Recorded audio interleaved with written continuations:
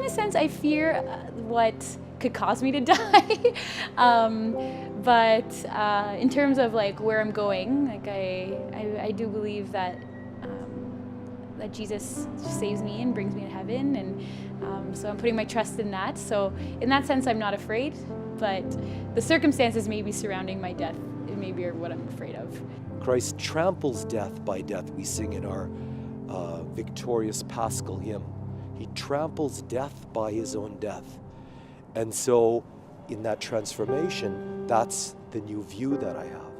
Does it bring at times anxiety when you think of that? Of course it does. But at the same time, immediately that anxiety is referred to this truth. And so that's what brings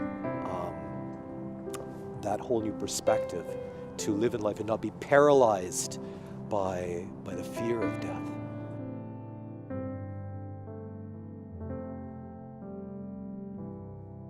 Joy. Because death is the end of this life, but the beginning of the real life. When I hear the word death, I don't think of the negative that surrounds it. I don't necessarily think of the loss or the mourning, which is obviously still a part of death. I really think of the joy of what death is really the doorway to. The death is just the beginning of a whole new life, really the fullness of life, life that we've been longing for, that we've been waiting for. Finally, we're born into it. One of the analogies that I think about when I think about death is like an infant being in the womb.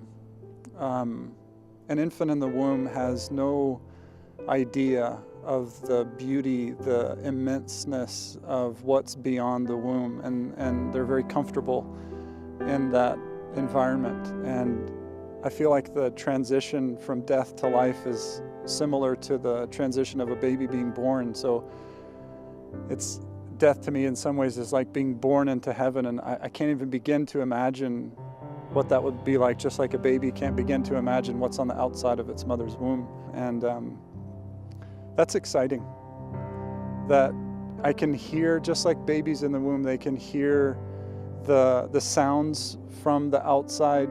They can get a sense of what's going on via their mother, and it's very accurate with the church, where through our mother church we actually can taste heaven and hear the sounds of heaven, but we have no idea what's coming, and it's a great thing that's coming. I think it's the most wonderful thing we can have, because this life is not it. This life, I say, is only maybe 0.00001% of the 99.999%. That's how I look at it. So this is just, it's necessary life, but it's not it.